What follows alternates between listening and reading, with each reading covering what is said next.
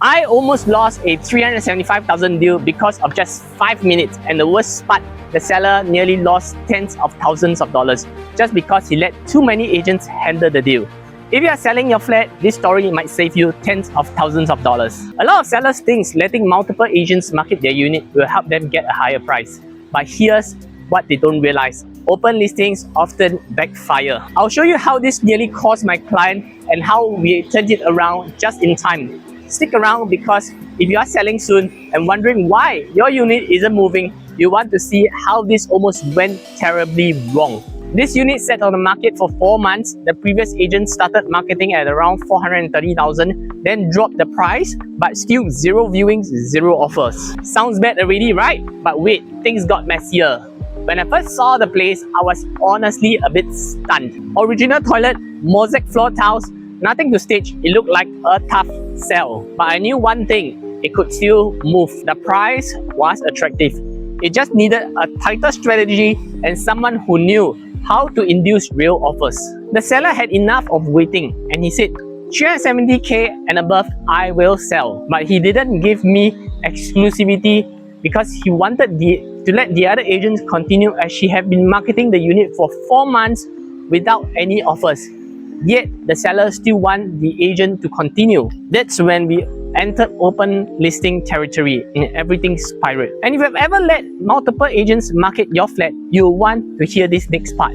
I priced my listing unit at 388k to leave negotiation room because the seller wanted 370,000. I started marketing at 11 AM and immediately at 3 PM we got a first buyer to view the unit. By evening time, the buyer asked me if the seller can accept 360k, and I helped her understand that it's below what the seller is looking at. The next day, what I saw next shocked me. I saw the other agents price the unit at 370,000 flat. That single move killed buyer confidence. She started saying, "Why your price is higher? I'll just call the other agent." Buyers now saw 2 prices for 1 unit. They got confused and clever. I told the seller, this is destroying your leverage. Eventually, we agreed to align both listings at 370,000 to fix the damage. Later that day, the buyer came back with an offer of 367,000. That's when I knew I needed to meet the seller face to face. Now, if you can imagine, it looks like I'm heading for a battle. I know the seller has another agent and she might have an offer as well. And that's something that requires some prep work. I called the buyer and I explained to her that I'll be going down to present her offer to the seller. But I need you to stand by, because there might be a chance that the seller might only accept at 370,000. I asked her if she might consider increasing a little bit, but she said, please try 367k first. When I met the seller, I didn't expect the next thing that happened. What I didn't expect was this. He already had another offer from the other agent, and I was minutes away from losing everything. When I met the seller, we sat down and I shared with him that we have an offer of 367k. The seller said the other agent has a 370k offer already. I immediately asked him if I can get 371 or 372. Will you close now? He shook his head and said no. Minimum 375. I went away and I called the buyer and laid it out transparently. If you want this unit, we might need to offer at 375 to confirm a deal straight away.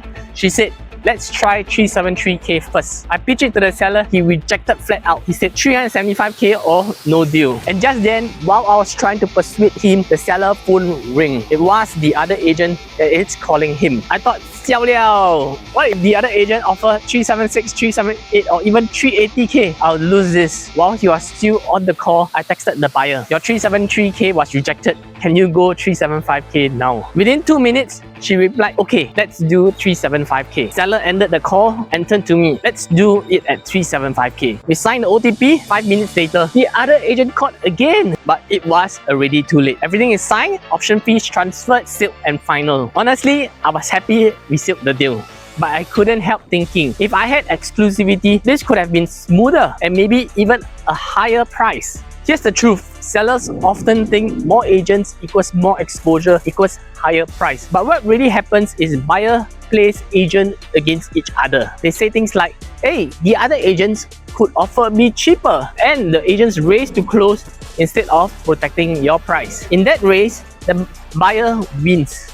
but the seller might lose out at the end of the day. If I had exclusivity, I would have launched it higher at a 395k, created coordinated high-arranged group viewings, and engineered competition. We might have gotten multiple offers and sold at 380k or more. So if you are selling a flat, don't just think of activating more agents. Think about activating strategy. And hey, if you have a property that's been sitting with no offers or feel stuck and don't know what else to try, WhatsApp me. I'll take a look personally and do my best to help you turn it around, just like we did for this one. Sometimes all it takes is the right strategy, not more agents. I'm Caleb. See you. Goodbye.